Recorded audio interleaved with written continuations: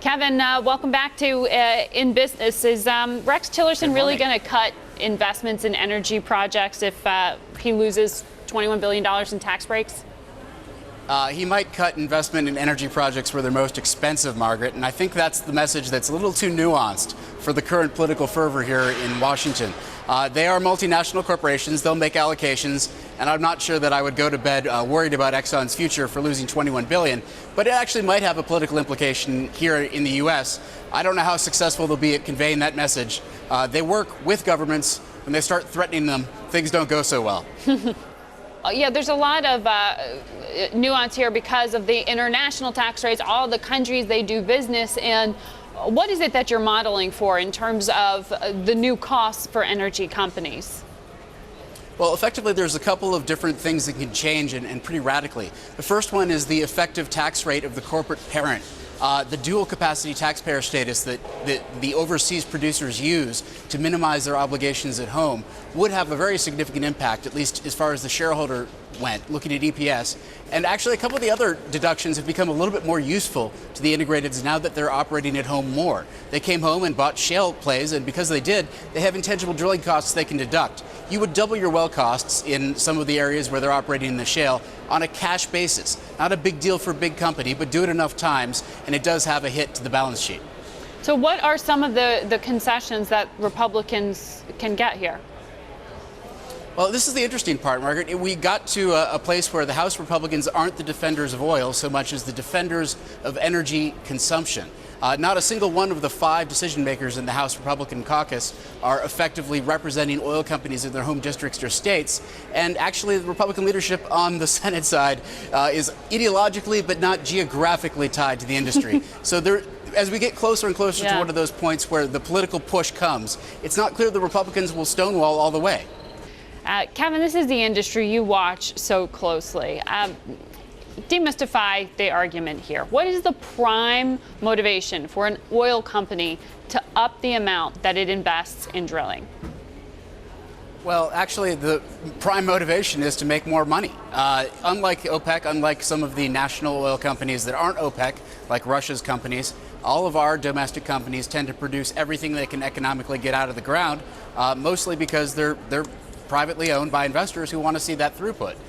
Reserves are the big part of the way they're valued on the books by investors, of course, as well. So reserve replacement for the cheapest BTU is often not done by drilling, as you know, but by acquisition. But when they can get it and they can make big finds, that's still the business they're in. But we're looking at record profits in part because oil itself is making so much when sold right now. We're still around $100 a barrel. So the defense from Rex Tillerson's point of view and other CEOs is that if taxes come, the amount that their taxes go up essentially by removing these breaks, that they'll invest less. Is that reality? Well, I mean, I don't know what they'll invest in or whether they'll invest less. There's a little bit of, I think, an underappreciated concept here. It takes a lot of money put into the ground to get oil out. At the end of the day, if they can't make their money pulling oil out of the ground, like I said, they'll drill on Wall Street, they'll find ways to buy back shares because they are shareholder-owned, stakeholder value-maximizing companies. At the end of the day, I'm not sure that's in our best interest. It does tend to lead to having powder dry for the next acquisition wave or the next prospect, but that doesn't tend to look very good when oil prices are in the 3 digits. So if you want to encourage drilling, you can't make the costs higher. Fair amount, fair argument on that part, but how does Rex Tillerson and Jim Mulva and everyone else make that argument right now? I mean, we didn't get a spill bill, but it seems like in this debate about debt and deficits, the one certainty is that someone's taxes are going to go up. Can they offer any argument that will prevent that? Well, Margaret, our view from the very beginning of this Congress has been that the American Petroleum Institute led off the year with a presentation saying, let us have more access and don't raise our taxes. And the head scratcher was, didn't Republicans just win the House? This is a really tough political environment for the industry. I think it's not a question of whether they will lose some of their existing tax treatment, but a question of what and when. The Republicans themselves will be up against a wall of their own politically to cut and to do it equally across the budget. And it's just not an easy thing to do when you have such a high part of your disposable income, high fraction of disposable income going into gas tanks, and so many voters who are saying, look, we got the same cars, less cash, less credit. What are you going to do about it? Mm-hmm. Well, the Obama administration says, regardless of the industry, what we're looking at is closing loopholes, not necessarily raising tax rates. In fact, they say they like to lower corporate tax rates. So how much of an impact to the oil companies' bottom line would this be, this proposed bill in front of the Senate right now, which is reported to take back, $21 billion over 10 years? Well, yeah, first of all, I wouldn't want to build a financial model using the forward projections of revenue from government economists. Those numbers reflect the political score towards balancing the budget, and those numbers don't always show up when there's nothing to tax because it didn't get produced. Mm-hmm. But I think the second point here is really that you have a numerator without a denominator catching a lot of attention here on Capitol Hill. The idea that there's a very large amount of money that is being made by these companies obscures the fact that their ratio of profitability to net revenues is pretty small.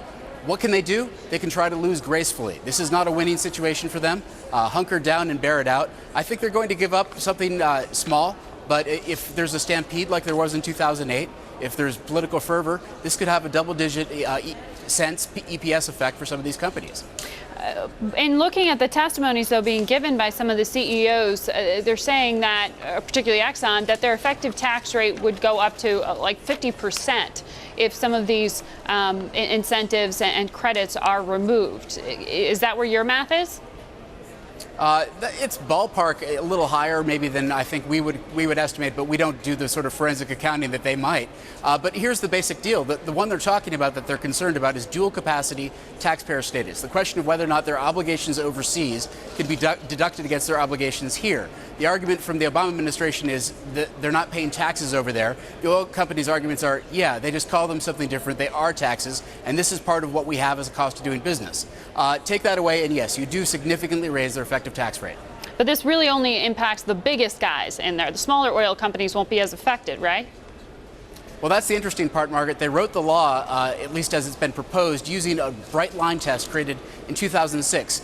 How do you know if you're a big guy? Here's how. You've produced at least 500,000 barrels per day, generated at least $1 billion a year, and at least 15% of that came from refining and marketing. If that's you, you're one of 5 companies. Very artful way to ring fence off 5 companies, but it means only by definition 5 companies would be exposed.